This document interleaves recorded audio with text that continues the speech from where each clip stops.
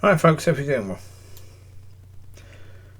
I've just done the video called whatever it's called. No idea. What is it called? Matthew 13:5. Matthew 13:25, I believe it is. Yeah, just done that one. Yeah. Basically, what I'm getting more now is that the church does not belong to God. Well, if you're talking about the church as is understood as a church, that does not belong to God. But then again, no surprise. No. Say, if you understand Scripture, you see when the Lord talks about the types of ground. Church is full of people that are on the wrong types of ground, where there's no fruit. But because they don't talk about fruit or look at fruit, it doesn't matter. Because no one looks at fruit. As soon as you talk about fruit, people get offended, right? So, okay, that doesn't help. That's why we need to be talking about fruit. We need to be talking about when the Lord was talking about, I'm the vine, you are the branches. Father is a vine dresser. Blah blah blah. Yeah, the branches that bear fruit, He trims so they bear more, and the branches that do not bear fruit, He cuts off and throws them into the fire, right? And they're burned. But yeah. Needs to talk about that. Needs to talk about understanding with regards to that. Needs to talk about tares and wheat. Needs to talk about when the Lord said, away with you, I do not know you. And yet these people are doing things that they can only do if they were known by Him at some point.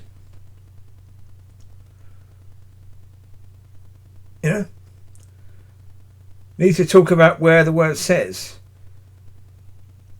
faith on its own. No. Works on its own? No. But faith without works is dead. Works is what? Fruit. That's what works is fruit. But that's why when you talk to people about their nature, but who they are, they don't like it. They don't like it in any way, shape or form. I'm saying understanding that you're supposed to be, as I said, when the Lord said, you are not of this world, as I'm not of this world, that means, okay, we're of something else. Again, is that understood in church? Do they want to understand that, what they're supposed to be of? Because if it says you're not of this world, what does that mean? What are you supposed to be of? Yeah, so say, it's not judgmental to ask questions. It's not judgmental to point at the biblical warnings that are there. Or to talk about the hard things in the Bible that none of us like that necessarily. I know from my own existence that being prepared by God so that you can bear fruit, that's really difficult. It's not a pleasant thing to go through. Certainly what I've gone through, not pleasant in any way, shape or form. Leading to now me believing that God's going to allow a lot of nasty things to still happen to me because that's what I'm used to. Right? So as soon as there's a possibility of something nasty happening, there's me believing, well, that's a possibility that God will do that. Because that's what's been happening. Yeah? Okay. That's not nice. I get that. Talking about those things. Yeah, not good, not easy. But B just did a little jump. Yeah, cute. Yeah. Anyway, so yeah, you got all of that. But, we've got to have understanding. We really do. We have to have understanding.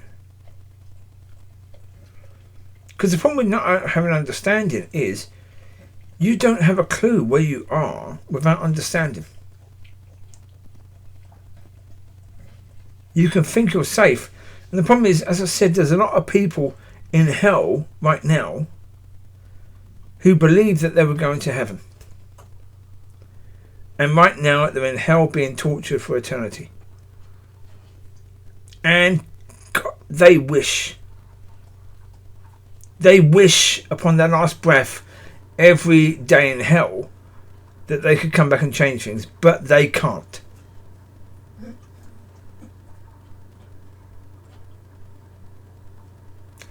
That's the reality.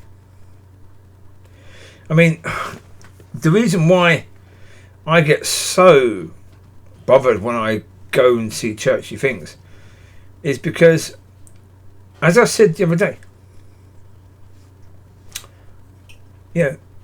what I want to see is people that are spirit filled and being led by the Spirit, and I'll bend over backwards for those people.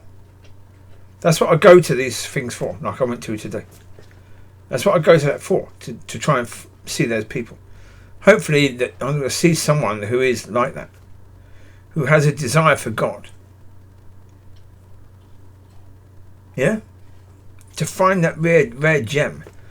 Because, in the churches, in the River Church, can I say there was anyone in that church, certainly while I was there, who was being led by God? No. Okay, what about the Pentecostal church? The Church of God, Community Church of God one? No. No one there either. There was lots of examples of tares. Lots of examples in both churches. So they are the most dominant in both churches. The tares. So I can certainly say if there's wheat in those churches, they're being suffocated because the tares are the noisiest ones. And the teaching with this comfortable Christianity, let's not offend people, let's be careful what we say, let's only say things that are encouraging. That's feeding the tares, it's not feeding the wheat. Bambi, will you shush? Quiet down. You've had food, you've had walkies. Shh. Let me finish this. You keep on whining. If I let him out, he'll do nothing. Right? He'll do nothing at all. I don't mind him whining if he needs to pee and poo, but if I let him out, he will do nothing. He might get a little drink, but that's it. He will do nothing. And and he'll end up back where he is right now. So he might as well stay there for a tiny bit longer. Look, the reality is that when it comes down to it, there are reasons why we need to be challenged. There are reasons why we need to talk about the more difficult things in Scripture. They're there as warnings. They're there to help us to make sure that when we get to our end, that our destination is one that we can be happy about, or deliriously happy about, rather one that is excruciatingly horrific, that's going to make us wish that we had seen the warning signs while we're here.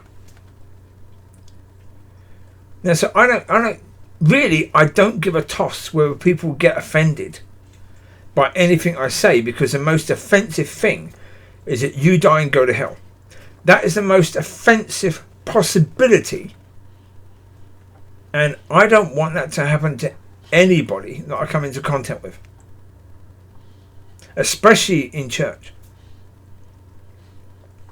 So I'd much rather you get offended by me, but I say something that might actually put a seed in there that's going to help you to get sorted.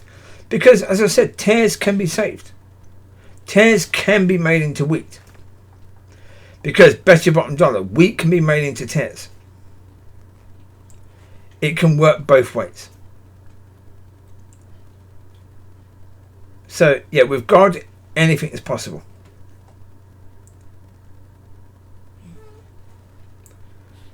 So we just need to understand that. And as I say, to me, if someone gets a bit offended by me, tough. If I can sow a seed and get something in that person where that person goes to God about it, and then maybe that person gets helped by God because of that, fantastic. Be as offended as you want with me. If that's going to be the outcome, great. That's what matters. That is what matters. Because it's your eternal destination that matters. It's not your temporary liking of me or not that matters. And I just wish the people who ran the churches felt the same. So there you go. You take care. God bless. I'll speak to you soon. Bye bye.